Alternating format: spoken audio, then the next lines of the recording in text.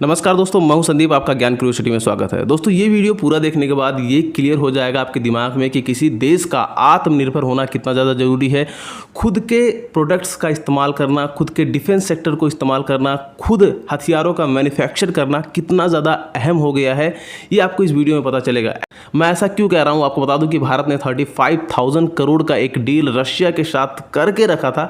भारत ने अपने Sukhoi 30 MKI fighter jet को, जो भारत का फ्रंट लाइन फाइटर जेट है, उसको अपग्रेड करने वाला था। उसमें कुछ मॉडर्न कंप्यूटर का इस्तेमाल करने वाला था, उसमें कुछ मॉडर्न राडार का इस्तेमाल करके उससे और भी ज़्यादा लेथल बनाने वाला था। इसको और ज़्यादा कैपेबल बनाने के लिए भारत ने 35,000 करोड़ का डील रशिया के साथ करके रखा था। लेकिन अभी ऐसा लग रहा है कि ये जो 35,000 करोड़ का मेगा डील है सुखोई 30 MKI को अपग्रेड करने का, यह पूरी तरीके से खतरे में है। रशिया के हाथ से निकल जाएगा, और रशिया के हाथ से निकले ना निकले, लेकिन ये भारत के लिए कहीं ना कहीं बहुत ही बड़ी चिंता का विषय है।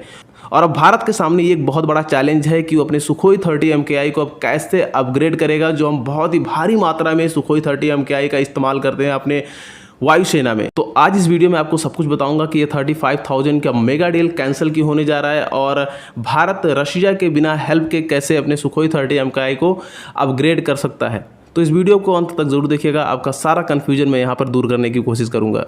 दोस्तों, जैसा कि हम सब जानते हैं कि भारत ने आज़ादी के बाद अगर किसी देश के ऊपर आंख बंद करके ट्रस्ट किया है, विश्वास किया है, तो वो देश है रशिया।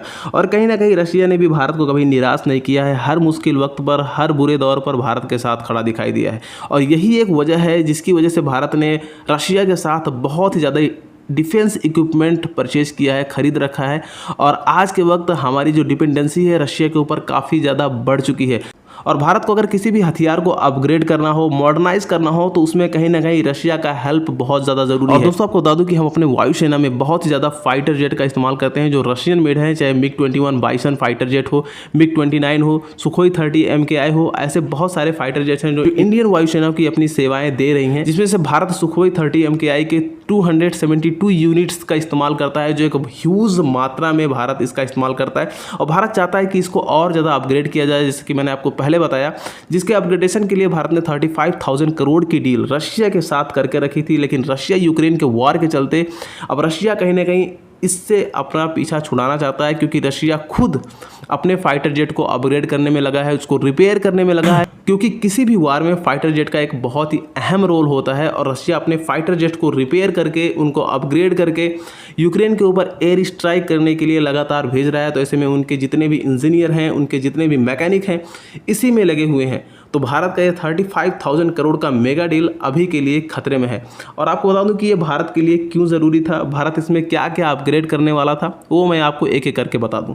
सुखोई 30 MKI में भारत जो पहला अपग्रेड करना चाहता है वो ये है कि सुखोई 30 MKI में जो फ्लाइंग कंप्यूटर्स का इस्तेमाल होता है वो पुराने ज़माने के, क्योंकि सुखोई 30 को भारत ने रशिया से 2003 में परचेज किया था, तभी से ये कंप्यूटर्स उसमें इस्तेमाल हो रहे हैं। लेकिन भारत चाहता है कि अभी के जो मॉडर्न कंप्यूटर हैं, जो काफ़ी ज़्यादा कैपेबल हैं, काफ़ी ज़्यादा हाई क्वालिटी के हैं, उनका इस्तेमाल अब सुखोई 30 MKI में हो। और दूसरा जो सबसे बड़ा अपडेट यहाँ पर भारत ये करना चाहता है वो ये है कि इसमें उत्तम रेडार जो भारत ने स्वदेशी रूप से बनाया है, उनका इस्तेमाल इसमें करना चाहता है। अब ये उत्तम राडार इतना ज़्यादा कैपेबल है, इतना ज़्यादा मॉडर्न है, क्योंकि बहुत कम देश ही ऐसे राडार का इस्तेमाल करते हैं। भारत का उत्तम रेडार ऐसा टेक्नोलॉजी पे चलता है। ऐसा का फुल फॉर्म होता है active electronically scanned array system है, जो बहुत ही ज़्यादा एडवांस है। उत्तम राडार एक साथ सिस्टम पर 50 टारगेट को एक साथ टारगेट कर सकता है, उससे निशाना बना सकता है। आप ऐसे समझ सकते हैं कि अगर इन द फ्यूचर भारत और पाकिस्तान में एयर स्ट्राइक जैसा कभी माहौल होता है, डॉग फाइट जैसा इस सिचुएशन आता है, तो आपको बता दूं कि भारत के पास अगर ये उत्तम राडार सुखोई 30 MKI में लग जाता है, तो भारत का एक सुखोई 30 MKI पाकिस्तान के 50 फाइटर जेट को एक साथ टारगेट पर ले सकता है। और कहीं ना कहीं ये बहुत ही ज़्यादा भारी पड़ेगा अकेला सुखोई 30 MKI। तो कहीं ना कहीं राडार का एक बहुत ही बड़ी भूमिका होती है किसी भी फाइटर जेट के लिए।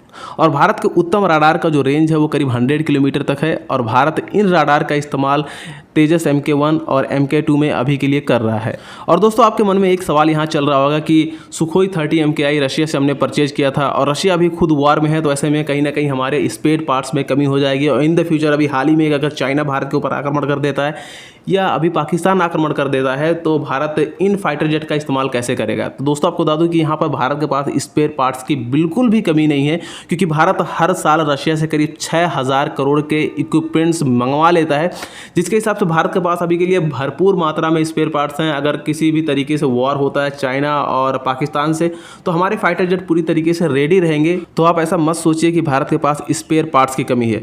भारत चाहता है इन फाइटर जेट को अपग्रेड करना, जो अभी के लिए पॉसिबल नहीं दिखाई देता, क्योंकि मॉडर्न कंप्यूटर को फिट करने के लिए उसके फ्रेम में कुछ बदलाव करने पड़ेंगे। और सुखोई 30 MKI रशिया में बनकर तैयार हुआ है, तो इसके डिज़ाइन, इसके फ्रेम के बारे में ज़्यादा नॉलेज रशिया के पास है, तो इसके फ्रेम में जो बदलाव है वो रशिया ही कर सकता है। तो अब कहीं ना कहीं भारत को इंतजार करना पड़ेगा यूक्रेन रशिया वॉर जल्दी से जल्दी खत्म हो, और ये वॉर अभी 2 महीने से ज़्यादा खींच चुकी है। तो भारत को भी प्रे करना होगा, ये प्रार्थना करनी होगी कि ये जो वॉर है जल्द से जल्द खत्म हो जाए और हम सुखोई 30 MKI को जल्द से जल्द अपडेट कर पाएँ।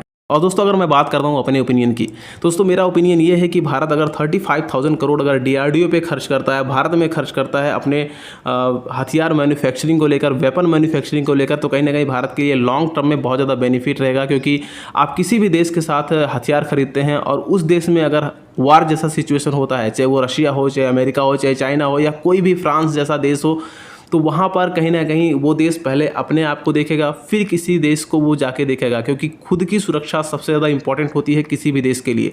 तो कहीं ना कहीं अब भारत को आत्मनिर्भर बनना पड़ेगा पूरी तरीके से, चाहे वो वेपन मार्केट हो, फाइटर जेट हो, किसी भी तरीके का वेपन हो, भारत को खुद बनाना पड़ेगा और खुद ही उसका इस्तेमाल करना पड़ेगा। जब हम सुपर वेपन्स का इस्तेमाल करने लगेंगे, अच्छे क्वालिटी का वेपन इस्तेमाल करने लगेंगे, तो भारत के लिए भी बेनिफिशियरी रहेगा और हम इससे अलग मार्केट में, यानी कि दुनिया के किसी भी देश को बेच भी सकते हैं, उससे रेवेन्यू भी जनरेट कर सकते हैं। तो दोस्तों ये वीडियो आपको कैसा लगा कमेंट बॉक्स में जरूर बताइएगा, और आप क्या सोचते हैं, आपकी क्या राय है भारत के आत्मनिर्भर होने की, ये भी आप मुझे जरूर बताइएगा। और वीडियो पसंद आया तो प्लीज़ एक लाइक कीजिए, अपने दोस्तों के साथ इसे शेयर करिए, और अगर आप इस चैनल पर नए हैं, पहली बार हमारे वीडियोज़ को देख रहे हैं, तो चैनल को सब्सक्राइब करिए, बेल आइकन को हिट करिए, ताकि हमारे वीडियो के सारे नोटिफिकेशन आपको मिलते रहें, क्योंकि मैं इसी तरीके की वीडियो आप लोग के लिए लाता रहता हूँ। तो फिर मिलते हैं नेक्स्ट वीडियो में, तब तक के लिए टेक केयर, बाय बाय।